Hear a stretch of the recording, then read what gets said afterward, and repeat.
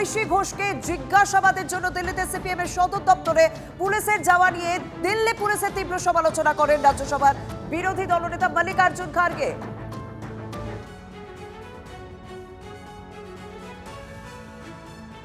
शर्मनाक है कि एक नेशनल पार्टी के ऑफिस में हम घुस के अगर सीबीआई के लोग पुलिस घुस के जाते हैं उसको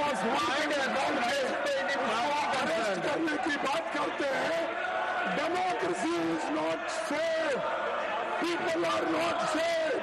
I'm asking who asked them to go there? This is a very normal law and order situation that we have to understand. I have been a student activist. I have been arrested many times from the classroom in emergency days when Congress party was ruling. They are trying to sensationalize. It is a normal law and order activity which the police undertakes, and any student activist who wants to do activism should face this. Even I have faced not once, many times. When there was emergency, I was arrested from the classroom, not once, but twice. So this is a very normal situation, sir.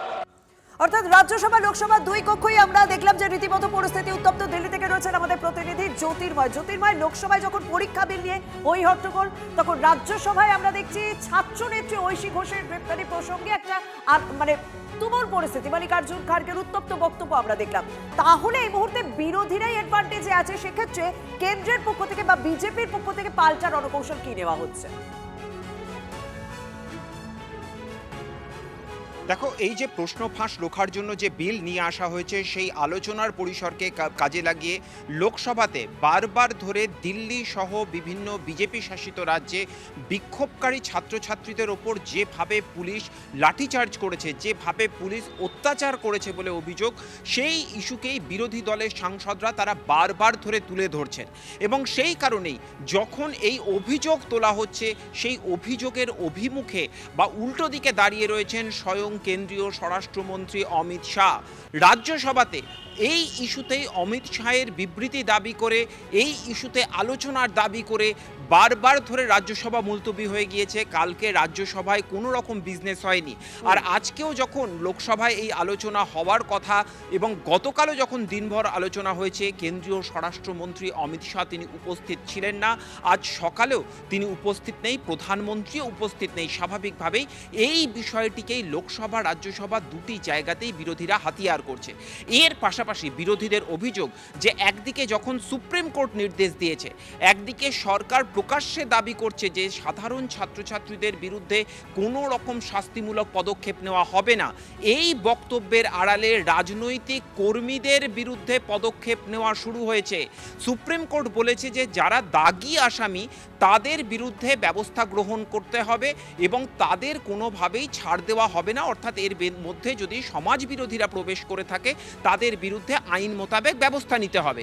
আর এই বক্তব্যকে ঢাল করে আদতে ঐশী ঘোষের মতো রাজনৈতিক কর্মীদের বিরুদ্ধে পুরনো মামলাকে টার্গেট করে তাদের পার্টি অফিসে সরাসরিভাবে পৌঁছে যাচ্ছে দিল্লি পুলিশ।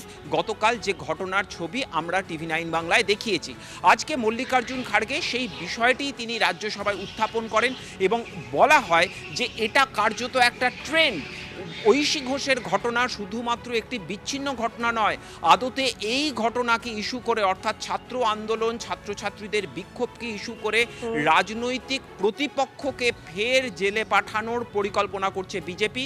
এবং ঐশী ঘোষের ঘটনা সিপিএম অফিসে দিল্লি পুলিশের পৌঁছে যাওয়া তারই উদাহরণ হিসেবে সকলে ব্যাখ্যা করছে। এবং সিপিএম আজকে তারা পার্লামেন্ট চত্বর এই বিষয় নিয়ে বিক্ষোভ দেখায় এবং অবশ্যই যেটা খুব চোখে পড়ার মতো বিষয়, অবশ্যই আমাদের নজর থাকছে লোকসভা এবং রাজ্যসভা দুই জায়গাতেই নজর থাকছে, কারণ একদিকে প্রশ্ন ফাঁস রুখতে নতুন বিল, সেই বিল নিয়ে কি হতে পারে, বিরোধীরা কতটা সমর্থন জানায় সেদিকে অবশ্যই থাকছে। অন্যদিকে রাজ্যসভায় এই ঐশী ঘোষকে জিজ্ঞাসাবাদ করা প্রসঙ্গ নিয়ে রীতিমতো উত্তাল।